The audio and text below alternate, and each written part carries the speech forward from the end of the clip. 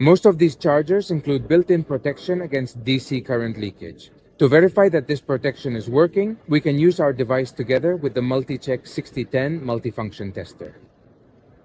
To do this, we are going to select the 6 mA option and a Type B RCD.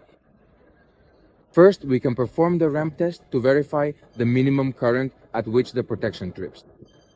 We start the test, simulating currents and gradually increasing the simulated current until we reach the one that causes the protection to trip. As you can see, it's 4.5 milliamps.